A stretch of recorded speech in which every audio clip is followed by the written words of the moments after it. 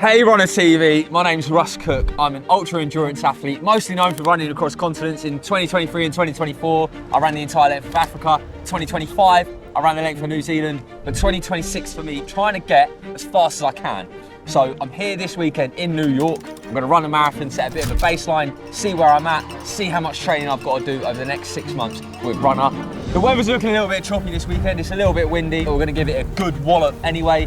See where we're at and set that baseline. I'm looking forward to it. Let's see how we get on. Expectations for Sunday, I'm a little bit nervous. It's the first hard marathon I'm gonna have run in the years. I'm super ready to hit it as hard as I can, and I'm gonna go out at my target pace and just see how long I'm gonna hang on for. What's that target pace for? 2:45.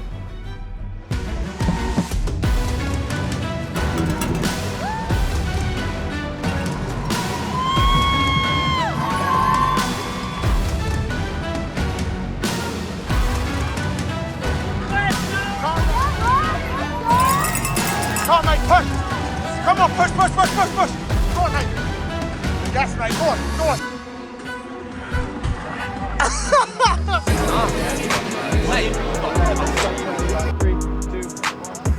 Good, mate, yeah. And so what was it, 2:53? I think so. Nice, Yeah. I think that's good. I had the sort of top end ambition of going for a 2:45, and I was like, you know what, it's probably a bit unrealistic for me right now, but if there's 1% chance I can do it, I want to see if I can. We're not going to leave nothing on the table. We're going to give it everything I have, and I'm going to finish the race with nothing left.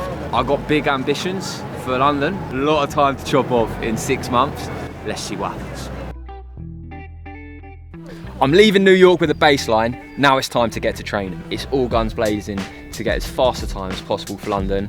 Got my runner training plan set up. We've got a nice mix there. We've got long runs, we've got the tempo, we've got the threshold, we've got track days. It's going to be a big, intense block. We are at Twickenham track here with the lovely Anya. Got a big session today. Yeah.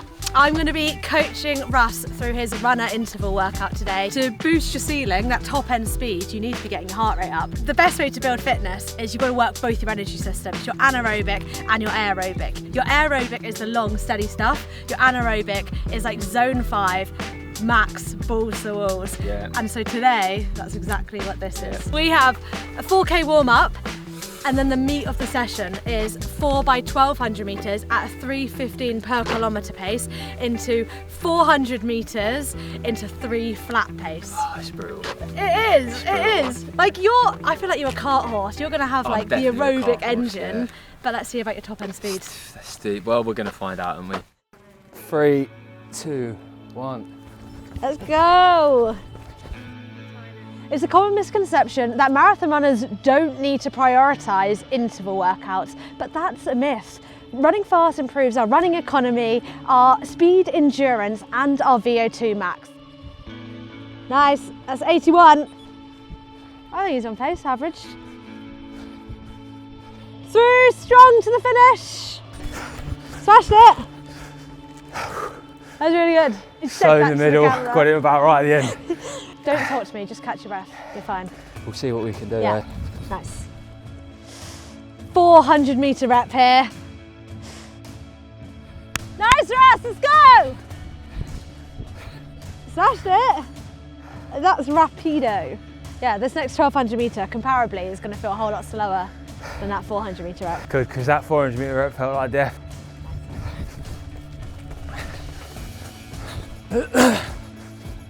Keep your head in the game, mentally strong. You got it. He does, his form looks really good, he looks really strong. I'm liking that his chest is so open, he's holding himself so tall. When we get tired, our form is the first thing that slips. Come on, Russ, get hungry! You've got it. Slash it. Just don't give up, just don't give up. Then there's only 2 more reps to go after this. Yeah, 2, 1. I love people pushing themselves to their max. I feel it for them. Like your whole body is screaming, your heart rate is through the roof. Think of the 2:35 marathon! You're still bang on pace, you're smashing it. Nice work. Oh, I feel horrendous. You've got it. You've only got one hard 1200 to go. This last 1200 will feel impossible, but there is always something left in the bag. This is the earning it bit. This is why it feels good at the end. Yeah. Let's go, Russ! Last one, make it count! Get your heart rate up as high as you can. One lap, one lap. Push it, push it! His heart rate is going to be through the roof. His heart will be beating so fast. Fastest one yet!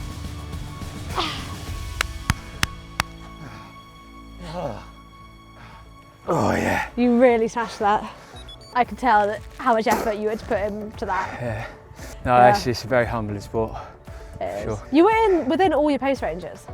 Before parting ways with Anya, I just had a few more questions to ask to make sure that I'm ready to attack this final stage of the block before London. So like, I've done lots of ultras and now I'm coming down, trying to get faster in the marathon. Yeah. What have you got any like specific advice for that? Key for you will be not going off too fast, because the latter stages, like the closing stages of the race, you know you can go the distance. You know you've got it in your legs and your body.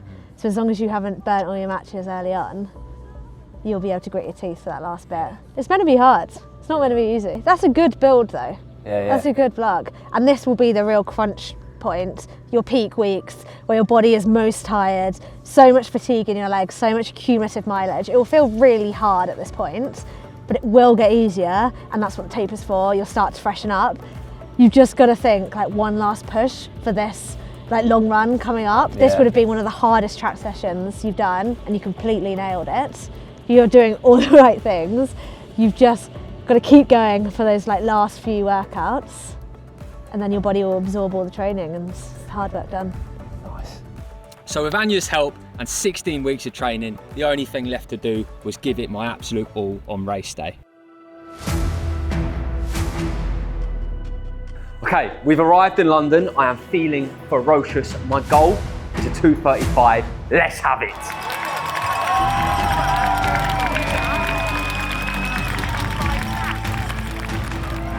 At the start, I was thinking, right, we're gonna head off at around 2:38 marathon pace.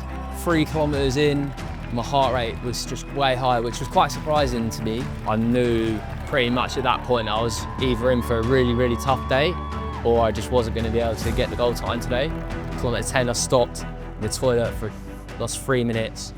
And then in that moment, I was thinking, I don't even know if there's any point of carrying on. I'm definitely not going to get my goal now. About halfway, I was like, right, let's just lock in and appreciate. It's an amazing opportunity. There's so much support on the course and from other runners here. And I kind of owe it to everyone to at least try and give it my best, whatever that is. I settled into a pace that was a bit more reasonable and then finished in a 2:46.59. So it was 7 minutes off my time in New York. I'm happy to get the PB, but I'm also disappointed because I felt like on another day I could have done better. If you run enough, you know that sometimes it's your day and sometimes it's not your day. But fortunately, there is always another day to try and get after it again. So I'll be back and I'll be trying to go faster. I'm Russ Cook. Thank you for watching RUNNATV, and we will see you next time.